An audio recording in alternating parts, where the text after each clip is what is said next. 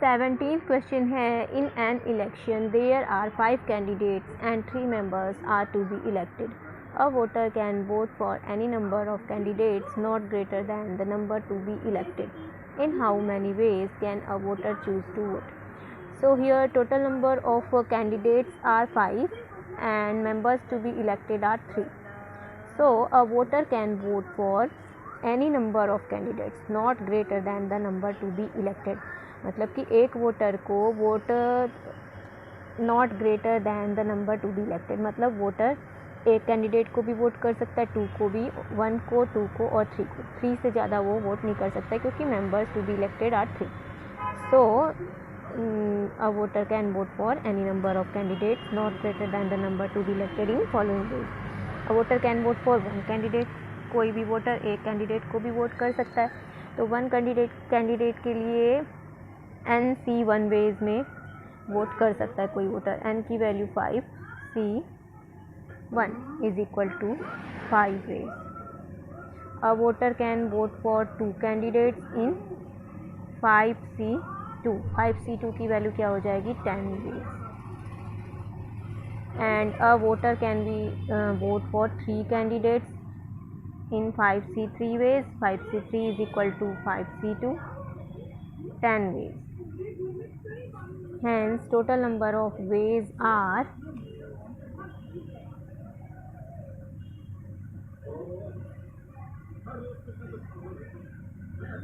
5 plus 10 plus 10 is equal to 25. Right? 18th question है, a boy has 3 library tickets and 8 books of his interest in the library. Of these 8 he does not want to borrow chemistry part 2nd unless chemistry part 1 is also borrowed. In how many ways can he choose the 3 books to be borrowed? So total number of books of his interest are 8. Number books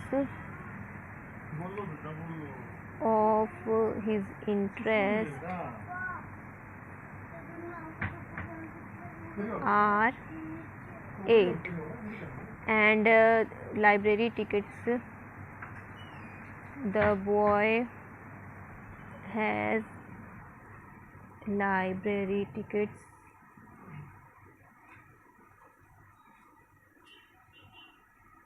3. So he can choose the 3 books of his interest in following ways. If he does not borrow the chemistry part 2nd, since he does not like chemistry part 2nd, he does not want to borrow, so then a number of ways to choose 3 books from remaining 7 books. जो remaining 7 books है उसमें से कोई भी 3 books वो choose कर सकता है केमिस्ट्री पार्ट 2nd को छोड़ के. 7C3 वेज से 7C3 की वैल्यू क्या हो जाएगी, 7 × 6 × 5 × 4 factorial divided by factorial 3 factorial 4. Factorial 3 की वैल्यू 6 होती है, 35. And secondly if he choose chemistry part 2nd and chemistry part 1st, if he choose chemistry part 2nd and part 1st, तो 2 books तो इसने ये चूज़ कर ली and remaining 1 book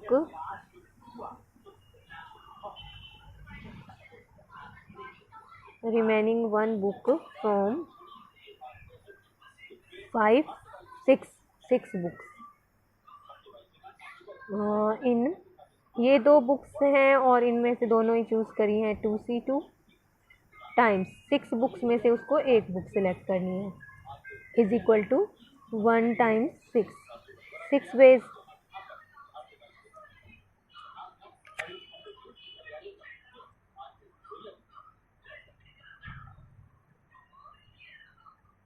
So total number of ways are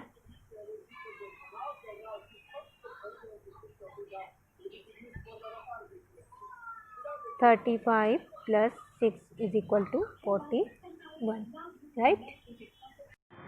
19th question है, out of 7 consonants and 4 vowels, how many words each containing 3 consonants and 2 vowels can be formed.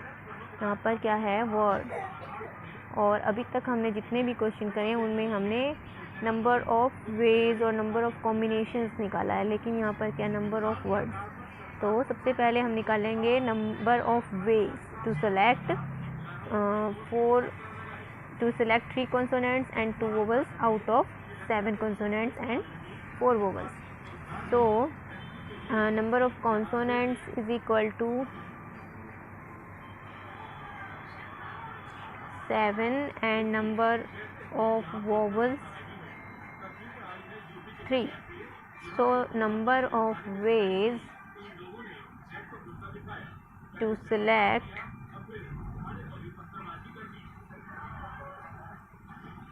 select 3 consonants and 2 vowels out of 7 and 3. 7C3 times 4 है number of vowels, 4C2. We have to select 2 vowels out of 4 and we have to select 3 consonants out of 7 is equal to 7C3 की value हो जाएगी factorial 3 की value 6 times 4 factorial 2 divided by 2 times factorial 2 is equal to 35 times 6 210. लेकिन ये 210 number of groups है having 5 alphabets. So here number of groups or combinations having 5 letters, 3 consonants and 2 vowels.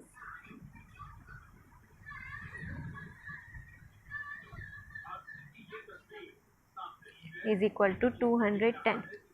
These 5 letters, let these are the 5 letters 1 2 3 4 5.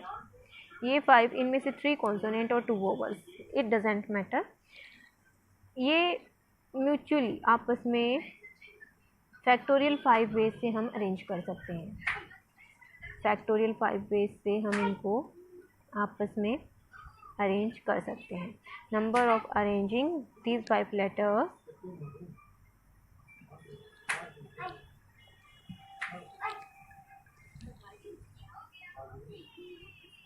we can arrange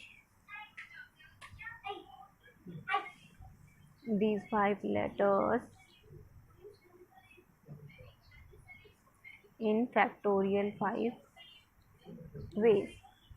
Hence, total number of words 210 times 120 is equal to 25,200. So we can arrange these 5 letters among themselves in factorial 5 ways. Hence total number of words is equal to 210 number of combinations times number of ways to arrange themselves among themselves. 120 is equal to 25,200. Right? 20th question है, in a village there are 87 families of which 52 families have at most 2 children. In a rural development program 20 families are to chosen for assistance of which at least 18 families have at most 2 children. In how many ways can the choice be made? So guys, इसमें village में 87 families हैं जिनमें से 52 families के क्या हैं, eight most 2 children. Eight most 2 children का मतलब है कि ज़्यादा से ज़्यादा 2 बच्चे हैं 52 फैमिलीज़ के पास.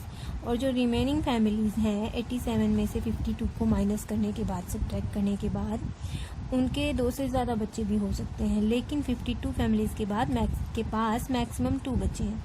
इन अ रूरल डेवलपमेंट प्रोग्राम हमें सिलेक्ट करनी है उस प्रोग्राम में 20 families to be chosen for assistance, of which at least 18, उन 20 फैमिली में से कम 18 फैमिलीज ऐसी होनी चाहिए जिनके पास एट मोस्ट 2 चिल्ड्रन है, और बाकी की जो 2 फैमिली हैं 20 फैमिली में से जो हमें चूज़ करनी है, 18 फैमिली के पास तो मैक्सिमम 2 बच्चे होने चाहिए, और जो बाकी की 2 फैमिलीज और चूज़ करनी है उनमें मैक्सिमम 2 बच्चे भी हो सकते हैं और 2 से ज़्यादा भी हो सकते हैं। सो हमें इस तरह से इनको चूज़ करना होगा। तो सबसे पहले we will write total number of families we have 87, total number of families is equal to 87, and families which have at most 2 children, families which have at most 2 children, at most 2 children मतलब maximum उनके 2 बच्चे हैं। कितनी families के पास हैं eight most 2 children? 52 families के पास। तो families having more than 2 children are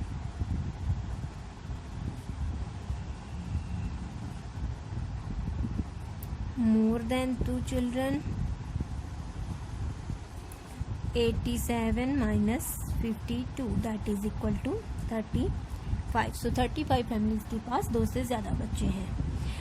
Now we have to select 20 families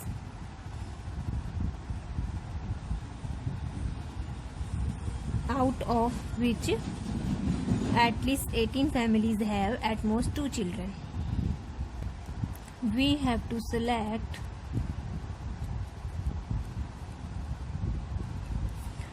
20 families out of which 18 families have at most 2 children. मतलब कि बाकी की जो 2 फैमिली हैं उनके पास एट मोस्ट 2 चिल्ड्रन भी हो सकते हैं और उससे ज़्यादा भी हो सकते हैं। This can be done in following ways, this can be done in following ways. First of all we can choose 18 families with at most 2 children and 2 families with more than 2 children. First we can choose families, we can choose 18 families with at most 2 children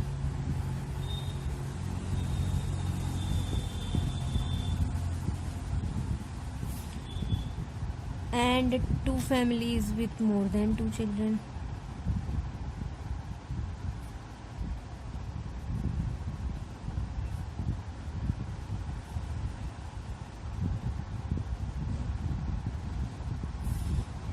This can be done in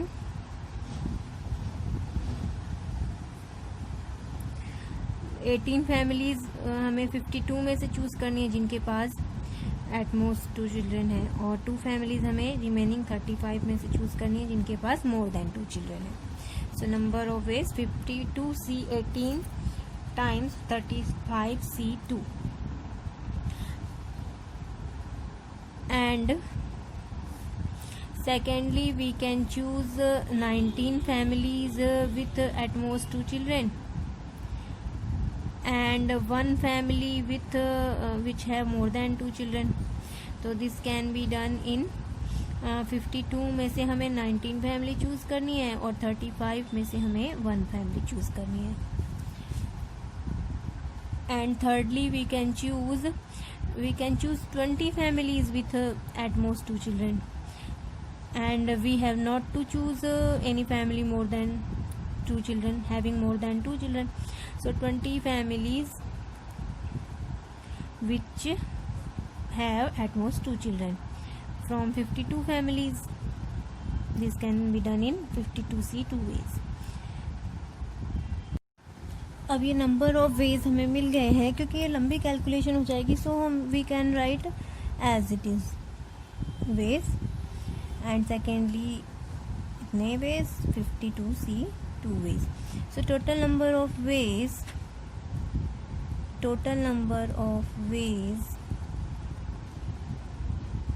is equal to 18 times 35C2 plus 52C19 times 35C1 plus 52C20. Right. 21st question है, 21st का first part. Find the number of diagonals that can be drawn by joining the vertices of a hexagon. Hexagon का मतलब होता है 6 points हमारे पास हैं और उनको मिलाने से जो हमें शेप मिलती है, जो डायग्राम हमें मिलता है वो हेक्सागन होता है. 6 पॉइंट्स हैं ये, और इनको जब हम एक दूसरे से मिलाएंगे, ज्वाइन करेंगे हम सारे पॉइंट्स को, तो हमें ये हेक्सागन मिलेगा. तो नंबर ऑफ डायगोनल्स हमें बताने हैं.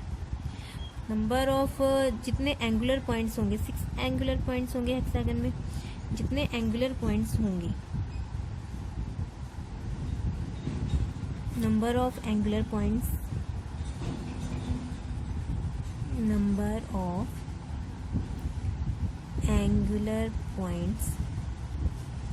in a hexagon is equal to 6.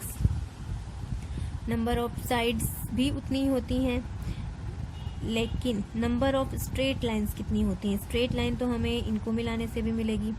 ये डायगोनल होगा, ये भी डायगोनल होगा, लेकिन इन दोनों पॉइंट्स को जब हम मिलाएंगे, एडजेसेंट पॉइंट्स को, तो हमें साइड मिलती है. लेकिन अगर हम इस और इस पॉइंट को, या फिर एक पॉइंट छोड़ के हम कोई भी 2 पॉइंट्स को मिलाते हैं, या फिर इनको 2 पॉइंट छोड़ के, ये सारे ये हमें डायगोनल ही मिलेंगे.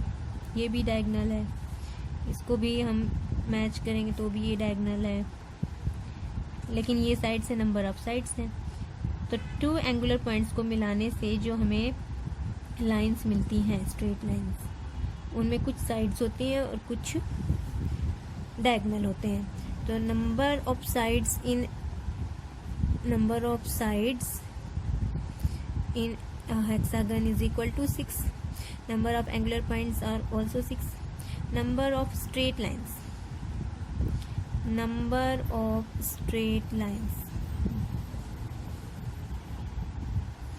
in a hexagon is equal to 6 में से 2 पॉइंट्स हम चूज करेंगे. कोई भी 2 पॉइंट्स को हम ज्वाइन करेंगे तो हमें स्ट्रेट लाइन मिल जाएगी. That means we have to choose 2 points out of 6. तो नंबर ऑफ स्ट्रेट लाइंस कितने हो गए? 6 times 5 times factorial 4 divided by factorial 2 factorial 2 factorial 4 factorial 2. तो that is equal to 15, which includes number of sides also. Straight lines में diagonal और sides दोनों include होंगे, तो which includes number of sides also. Hence number of diagonal in a hexagon is equal to number of diagonals in a hexagon is equal to number of straight lines minus number of sides. Number of straight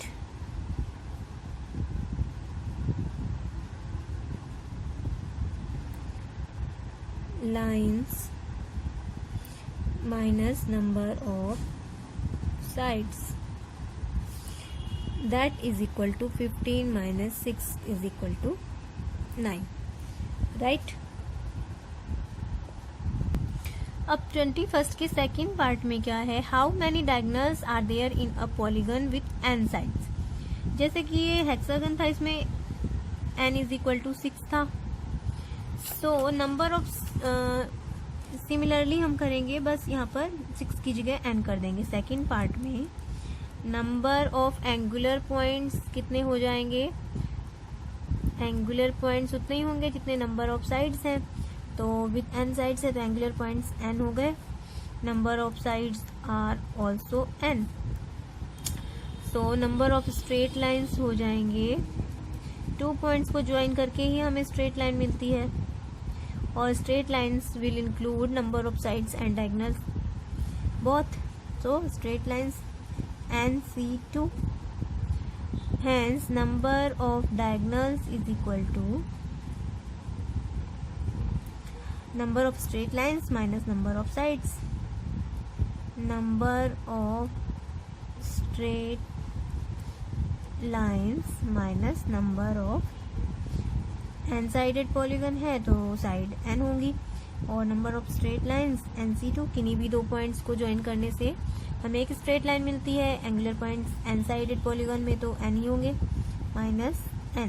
तो इसको हम solve भी कर सकते हैं। NC2 की value क्या हो जाएगी, factorial n divided by factorial 2 factorial n minus 2 minus n।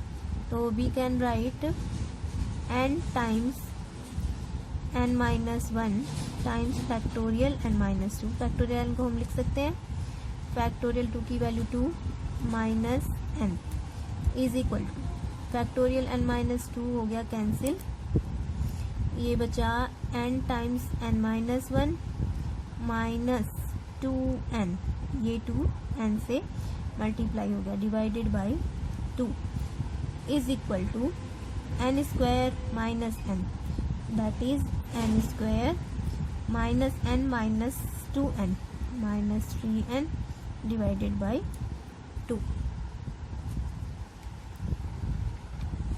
Right. इसमें से हम n को कॉमन लेकर भी लिख सकते हैं, n minus 3 divided by 2, right.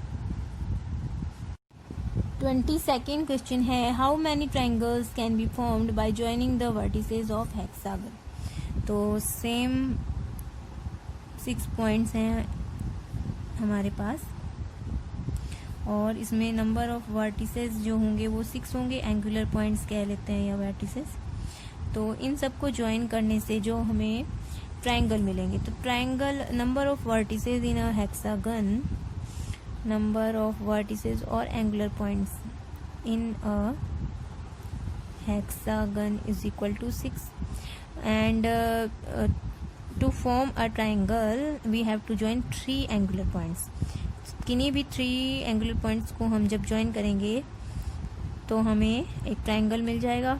हम किन्हीं भी 3 triangle angular points को join कर सकते हैं, कोई भी triangle मिल जाएगा। so number of vertices to form a triangle, to form a triangle we need to join any 3 vertices which are non-collinear। so hexagon में कोलिनियर नहीं है, 2 ही पॉइंट्स कोलिनियर होते हैं, तीसरे जो होते हैं वो नॉन कोलिनियर ही होते हैं। so number of triangles to form a triangle we need to join any 3 points, 3 points को join करना होता है। so hence number of triangles which can be made, can be formed by joining the vertices of hexagon, by joining the vertices of hexagon is equal to 6 में से हमें 3 points choose करने के base होंगे, वही हमारे नंबर ऑफ ट्रायंगल्स होंगे। 6 points में से हम किन्हीं भी 3 पॉइंट्स को 6 वेज से चूज कर सकते हैं। 6 times 5 times 4 times factorial 3 divided by factorial 3 times factorial 3, 3 2 जा 6 is equal to 20।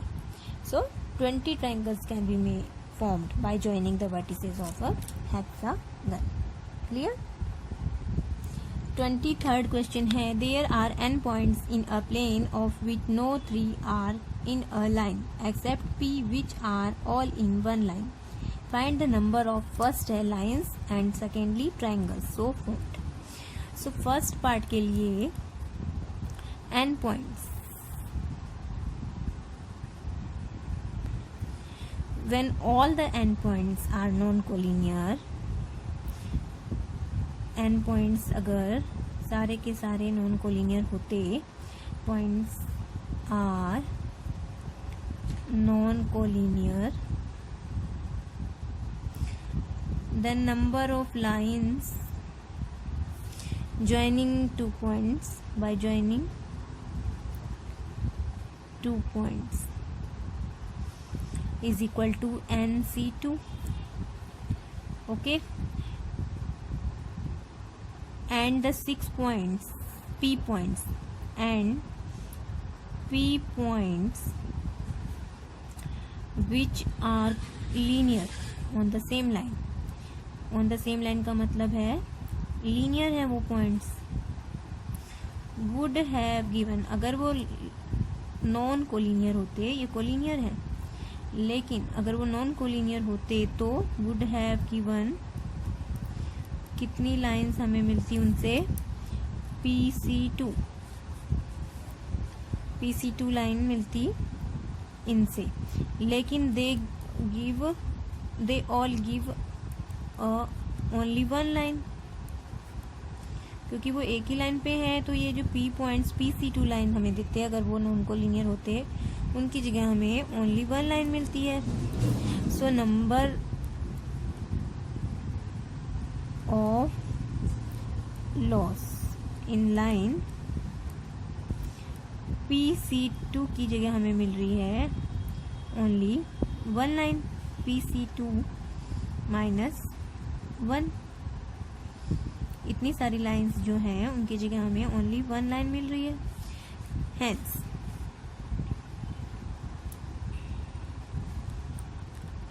Lines formed is equal to जो n नॉन कोलिनियर पॉइंट से हमें मिलती उसकी जगह हमें इतनी लाइनें कम मिल रही हैं, माइनस PC2 माइनस 1 is equal to NC2 minus PC2 plus 1. Right, हुआ क्लियर. जो 6 P पॉइंट्स हैं वो एक लाइन में है, तो P पॉइंट से हमें अगर वो नॉन कोलिनियर होते तो PC2 लाइंस फॉर्म होती, लेकिन उन सारे पॉइंट्स के एक लाइन में होने की वजह से हमें सिर्फ एक लाइन मिल रही है. ये P पॉइंट्स हैं, ये कोलिनियर है, एक ही लाइन पर है, तो इनसे जो PC2 लाइंस हमें मिलनी थी उसकी जगह हमें ओनली वन लाइन मिल रही है. सो इस जो number of loss of line है उसको हम n नॉन कोलिनियर पॉइंट्स से मिलने वाली लाइन में से सब्ट्रैक्ट कर देंगे तो हमारा आंसर आ जाएगा. सेकेंडली हमें number of triangles so form find out करने हैं. तो when all the n points are non collinear, number of triangles formed joining any 3 points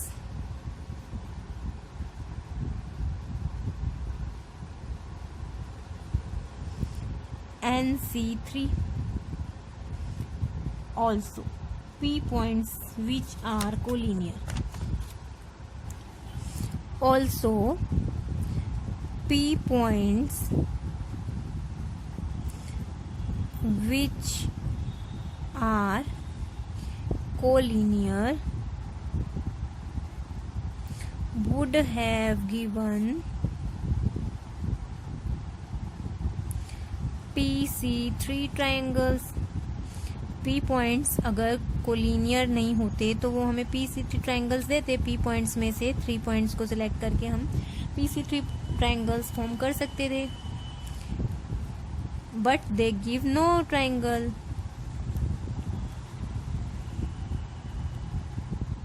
एक भी ट्राइंगल उनके एक ही लाइन में होने की वजह से हमें नहीं मिल रहा है. Loss of triangle PC3, hence number of triangles so formed